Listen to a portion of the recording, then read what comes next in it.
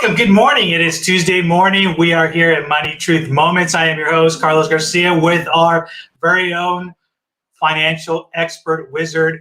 Anything you want to call her, this lady fits the whole bill. Judy Copenbarger, good morning. How are you? Fantastic. Thanks for asking. How are you doing? You doing well? We're doing fantastic. Hey, we had a great weekend, right? We celebrated love. We celebrated Valentine's Day. How was your weekend? We did the same. A lot of love going around here and a lot of good food too. It was a great weekend. Nice. Folks, thank you for joining us. If you are just joining us for the first time, welcome to the show. We are here every Tuesday morning at 8 o'clock. If you are not following Judy, please take a look at her website at judycopenbarger.com. She's got all of her social media connections and more stuff and resources that we're going to talk about a little bit later in the show. But I want to jump right into it because we're on this series, the series of planning personal and family finances. And this is all based on the Copenbarger method of multi-generational financial succession, right? We've had some great discussions in the last few weeks. And if you haven't been able to watch this, please do it. They're on YouTube. They are on Judy's website as well. Her platform, our platform, there's no excuse for you not to rewatch some of this because it's a lot of great content. So talking about multi-generational, one of the things that I wanted to discuss today is let's talk about the seasoned generation, right? The seasoned folks, like the savvy grandparents who want their children, their grandkids, who want them engaged, effective in family discussions. How does the Copenbarger method fit into this, and what else can you share with us about this? Yeah, great question. So savvy grandparents, I think they should start early and they should train often, practice often. So, you got these littles, and these little guys, they're pretty smart. And they'll watch you and they'll observe you. And it's more about what you do than what you say for children as they're coming up. So what grandparents will do, and I've had many tell me over the years, they've used my curriculum for little kids. I did mommy and me things as my kids were coming up because there wasn't anything. And I did teaching our children about money, school age kids, then teen cash. What can you do with them? And I've had several people come to me in their late 60s and 70s and say they use that not just with their children, but with their grandchildren. So it's everything from, let's see, you're at the grocery store and you're talking about the cost of the items as you're putting them in the basket. And is that more money or less money?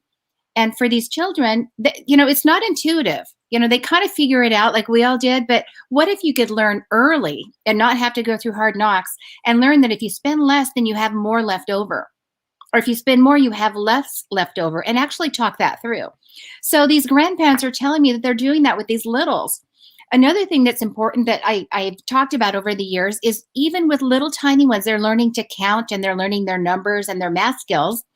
You always want to count backwards as well as forwards. And this is a concept that doesn't just help them with math, it helps them with money. So you're counting the palm trees here in California when you're driving by, or you're counting telephone poles, or you're counting cows out in the field. You go 1, 2, 3, 4, 5, 5, 4, 3, 2, 1. You always want to count forward and backwards. It really helps these little ones later when they're learning subtraction and division.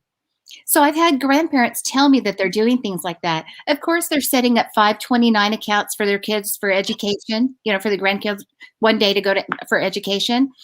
They're taking these little ones to the bank and setting up little accounts for them. So even as a little kid, they can put in their $5 or their $20 birthday money and see the money grow when the statement comes in. It's got their name on it. So grandparents that are involved and they're savvy, they're helping these little kids learn these concepts early. And I'm all over that. I think it's awesome. That's great. And you know what? You just reminded me. I actually remember the first time my dad took me to the bank to open up our first account. I believe I was about 4 or 5, and I can't remember. I don't know how I remember this, but you just triggered it. And I remember that plastic little, book where it, had my first deposit on it. I was like, whoa, this is like really, really cool, But it's something I think that we take for granted, and you're absolutely right that sometimes we just get caught up in life and we don't really bring the kids along to kind of teaching some of this. But I think those are some great options and things for folks to take note of for sure. Yeah. Anybody under 40 didn't have that experience. When we were little, we had the passbook and we'd make a deposit, we'd write it down. We take money out, we'd write it down. Now they don't have that. So how will they learn that concept of money in, money out?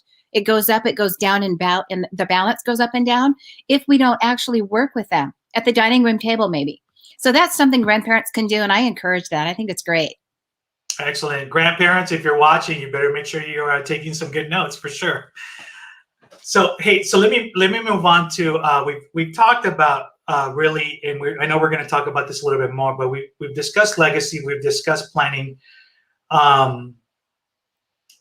Why do I, the questions come up, and even for me, it's like, why do I have no investment plan, right? Is it my fault? Is it because other people have better training? Other people are smarter? Do they practice every day on this? But I think a lot of us feel that, that void or, emptiness, I guess if you want to call it that, some of us don't have an investment plan because of the lack of knowledge, the fear, or anything else that comes in between that. Yeah. I think it can be all of those, Carlos. I think it can be, I'm afraid I'll make a mistake. And now I know what I have. I can see it in the bank. But if I invest it, what if there's a risk that I'm not ready for and then it poofs? And you hear horror stories of people that lose money in small investments and big ones even. And of course, there's always predators out there that will take advantage and either take heavy fees or they'll entice you with some really great deal that wasn't. And then you lose principal. And it's a shame it happens. It's a shame that happens. I think for some people, it's beyond the fear. It's about maybe shame from their past mistakes that they've made. It's like, oh, I feel bad about that. And I don't want anybody to see, I don't want to expose the mistakes that I've made and kind of lay my belly out for all people to see. I think for most people, though, they just don't know where to start. They don't know what to do first, where to start, who to trust. And they just don't have a real clear roadmap, for where they need to go. They don't have a real clear picture or vision of the outcome that they're looking for. And so if you don't know what to do, or if you're afraid about what you might do, what do? Right? You're paralyzed. You do nothing. And so I think after you do nothing for a year or two or a decade or two, pretty soon you're looking back going, wow, I wish I would have done something. Why didn't I? And you're asking the question that, many people are asking right now. But I think the first step, wherever you are, if you're 18 or 28 or 58 or 88, you can always do something more, better, or different than you did last week or last year. You can always start today. So I think the first step is to just get some good education, some basic training, and then practice. Put it into practice. Do a little something every day. Do a little something every month that is more, better, or different than you did before. And that's a great way to start for anyone who, is in that kind of like paralyzed state. Great. And I appreciate the suggestions. I think a lot of folks, like I said, are stuck in this. It's just like, I don't know which way to go, So this really helps kind of guide us a little bit in the first couple of steps to take moving forward. So folks, thank you for joining us this morning. We're here with Judy Copenbarger. We're here for Money, Truth, and Moments every Tuesday at 8 o'clock. If you're not following Judy, please do so at judycopenbarger.com. There is a lot of resources available on our website. Make sure that you sign up in there so we can get your contact information for a lot of good things to come. I do want to talk just a little bit about some of the resources that are available on your website. So if you can let folks know about your book, Money, Truth, and Life, which congratulations has been #1 bestseller all of last year and continues to keep going up and up the charts. So which is great. So congratulations on that. And also, I know that we talked about the Copenbarger method, but let's talk a little bit also if you can share with them about the online mastery program as well too. Sure. Well, we'll start with the book, the Money, Truth, and Life book. It's really designed for people that you were saying, people like, where do I start? What do? I don't even know the basics. And so it's for people that can learn the basics, but not just learn it, actually master it and then implement something at their house. And when I say basics, I'm talking about the 5 fundamental pillars of personal finance and small business. So there are things that we do, activities that we engage in every day financially that are either protecting our wealth or helping us grow wealth. And so the protective one's kind of like a greenhouse. It's like that protective structure. The things that we do financially to protect ourselves are things like legal things. We have a will, we have a power of attorney. Maybe we have some beyond the estate planning, planning for our businesses. We have, do I do a DBA or do I do a LLC or do I do a S Corp or a C Corp? What's the difference? All of those questions, like how do I protect what I'm growing for my family and my business if I've got one? There are things that we do to protect ourselves with insurance. Everyone who drives has some kind of liability insurance or car insurance. If you own a home or even if you're renting a housing, you probably have some renter's insurance or homeowner's insurance. If you have a mortgage, they require that. If something happens to the house, they want to make sure that the bank is protected as well as you. Liability protection, things that you have in place if you have a professional business or if you have a technological business, or maybe you even manufacture widgets. There's all kinds of things in business that can cause a risk, a financial risk. So you have insurance to protect against that. Most people will consider at some point in their life health insurance, life insurance, all these different insurances. So those are all part of that protective part. So there's insurances and legal. Then there's taxation. That's a big one. Most people that I've ever met want to pay less tax, not more tax. There's been a few weirdos, but most of them want to pay less tax. So if you want to pay more tax, I am not the person for you. But if you want to pay less, mitigate the tax, eliminate many taxes just by knowing how to navigate that. We have all the information about what those taxes are, when they apply to you, and how to get rid of them. What can I do to not have to pay so much to Uncle Sam and all the other, hands out government agencies. And then there are things that we do to grow our money. So it's about cash flow. It's about cash management, cash reserves, and then also the traditional investments. So investments might be your real estate. It might be your 401k that you have at work or your IRA that you have at home. It might be your stock and bond portfolios that you have as a couple or as a family. All of those investments, even banking, leveraging, all those things are all covered in the Money, Truth, and Life book. So you understand for the first time through stories of real life people what they did right and what they did wrong. And some experiences you might share with them, hopefully not the bad ones. It's like, oh yeah, I did that. That was good. Grandpa taught me that, or my mom taught me that. It could be mistakes that you've made, and the stories will resonate because it's like, oh yeah, we did it. It wasn't as bad as they did it, but we went down that road. Oops. So there are so many things that when you learn to navigate around, all those financial concepts, and you just have a basic map, they can help you a lot. Now, the online mastery program, Money, Truth, and Life online mastery program, does the same thing, but it's done through a coursework.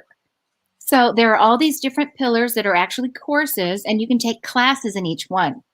Now, right now, you can go online. You can go to Judy Copenbarger online to the, I think it says Truth About Money tab, and it'll get right to this little shortcut. And the shortcut gives you 7 days free of any class you want to take. And you can take several if you can fit them in. Take the class about, wills and trusts. Take the class about permanent versus term insurance, life insurance. Take the class about mutual funds and how it's different from a bond. And a stock and a bond are not the same. They're actually almost the opposite. And you'll finally learn what it is. And should you have it or not? How much gold should you have? Things like that. So the online mastery program does that. And right now, there's no reason not to go there and take a class or two and just really get a sense of how simple some of these concepts can be. Out in the world, they don't want it to be simple. They want it to be very complicated, where you have to hire somebody to help you navigate it, or they want to cause enough problem in your mind where you need to solve the problem with whatever they're selling. And this is not that. This is just a place for you to learn, take the information, and just do better with your family, with your church, with your community, with your business, with the people that work for you and with you. And just when you know better, you do better. So this is a place to go learn. Like that training we talked about, you train and then you practice. So it's a place to get started with that. Excellent. And folks, you're just joining us. If you kind of walked in halfway, this is not a sales pitch. This is not a sales commercial in any way, shape, or form. We're actually talking about some free resources that Judy has available on her website for judycopenbarger.com. There's no cost to you other than your time. Right. Take advantage of it. The fact that she's got even the book for 99 cents on Kindle, and you can join the mastery program for free for a week and watch as many videos as your time permits. Again, that just tells you it's really not about, this isn't a sales pitch. We're going to talk a little bit more about legacy, and this is part of what Judy's legacy is all about. So thanks for sharing that. I hope you guys are taking notes. If you haven't watched the beginning of the show, please do so you can get some of the content and great information that we're talking about. Today, we're kind of focusing on grandparents, the older generation, actually the multi-generation, grandparents, kids, grandkids, and so forth. We've talked about, having grandparents, savvy grandparents. They talk about having their kids, their grandkids engaged, effective in family finance. We just finished talking about, if I don't have an investment plan, is it my fault? Is it because I don't know any better, or people are smarter than I am? So we kind of went through that. So make sure you do the replay on that. So there's a question that just pops up. At the end of the day, can I just save money instead of doing the whole financial planning thing? Mm-hmm. Of course. Yes, you should save. And for some people, that's what they do. And that's all they do. And that's great until you consider the risks. So as a financial advisor, CFP, AIF, all of that, credentials, degrees, and all that stuff, one of the things that is very important as a fundamental concept that we learn, and we learn how to help people manage, is risk. So it's not just the risk, like if I open a stock account and the value of the stock goes down, I lose money. That's a risk, right? That's market risk. But there are risks associated with being overweighted, we would say, or having too much money just in savings. So, if you go to the bank, you're going to get a whopping, point something in interest, percent in interest, right? Which is great, because in 10 years, you might have a couple bucks more than you have now. But the reason people save is they want to make sure that later they have exactly what they have now. It's not going to poof on them. And that's a term of art, poof, you know what I mean, right? Yep. But there are risks associated that some people are unaware of, risks associated with just having a whole bunch of money in savings. One of them is inflation risk. So if you have $100,000 in the bank right now, in 10 years, you'll still have $100,000 and maybe a few more, not a whole lot more, but a few more. But what's happened is every year you've lost traction because of inflation. So I think about a gallon of milk. When I was a kid, a gallon of milk was 50 cents. Now it's about $4, depending on where you shop. What's it going to cost when my grandkids are my age? It won't be $4. It might be $7, $8, $15, right? If you think about gas, it was 30 cents when I was a kid. Now it's not. So add a zero to that. So if you add a zero to everything when it costs now, for what it's going to be in the future, and you still have that $100,000 in the bank, you've lost traction to inflation. So there's an inflation risk there. There's also an opportunity risk. So you have that $100,000. What would it have done in a conservative investment portfolio? What should it have done? Should it have done 2%, 4%, 12%, 8%? What have I not earned? I'm not missing it because maybe I didn't even know I could have earned that in a safe way, but I'm missing it. And so the growth opportunity is not there. And we call that opportunity risk. So it's not always just about market risk or interest risk. There are these other risks that when you have too much just sitting in savings can really cost your family. Interesting.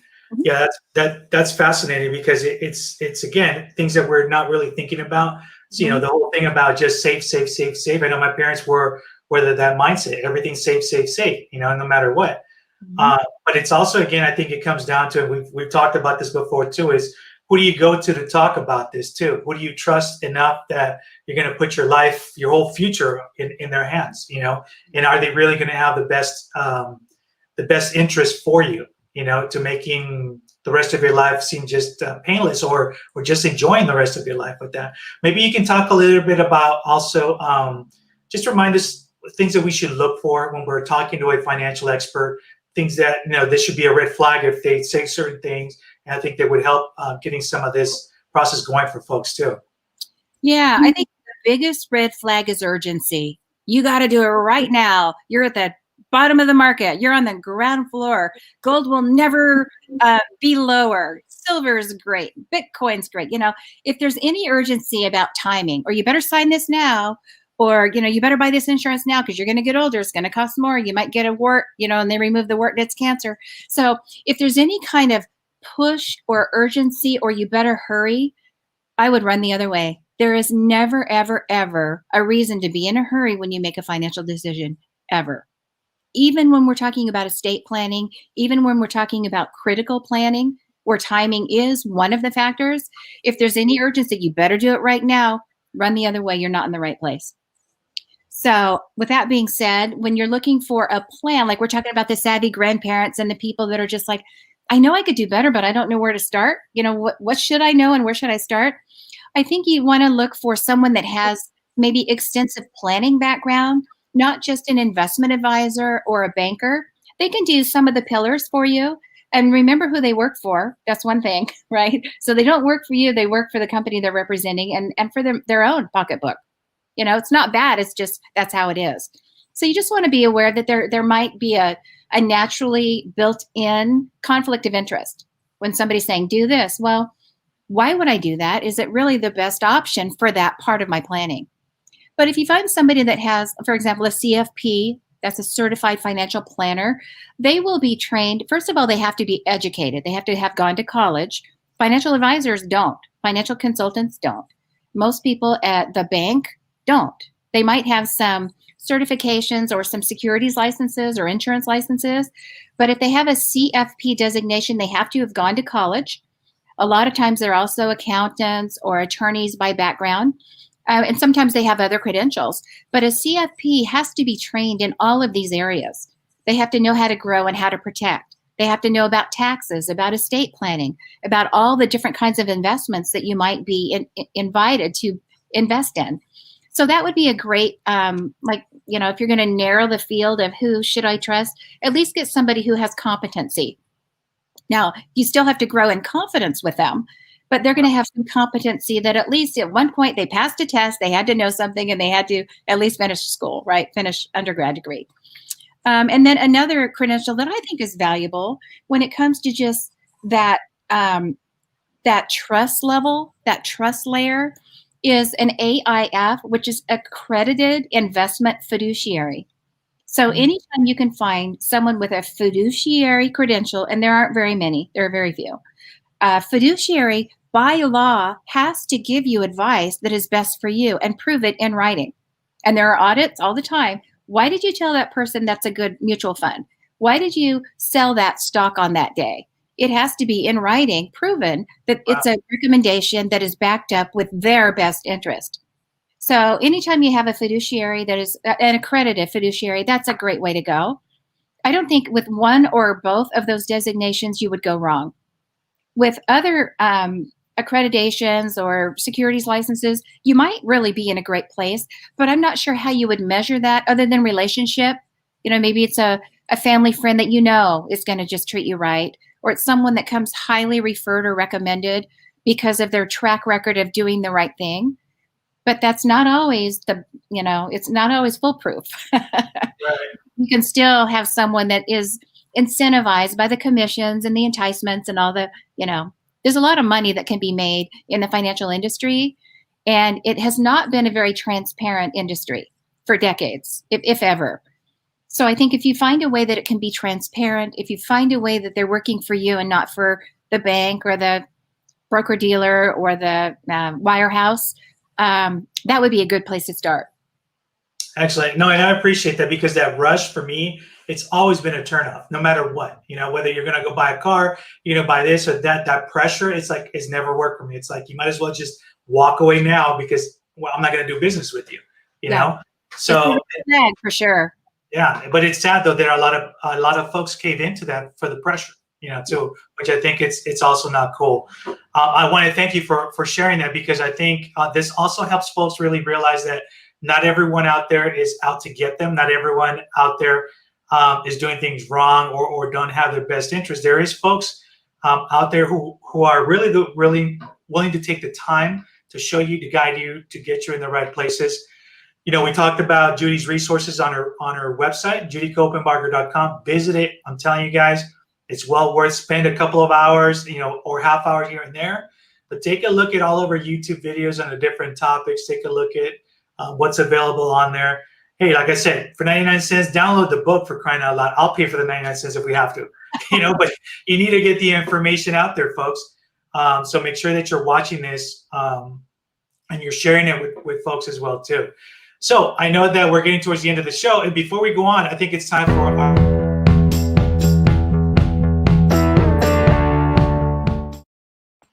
our Money Truth Challenge time, right? Challenge time. All right. That's right. Yeah. So we talked a little bit about grandparents working with little kids. We talked about, should I save? How much should I save? Should I save all of it? Why don't I have a plan? The challenge today is, what can you do about having that plan?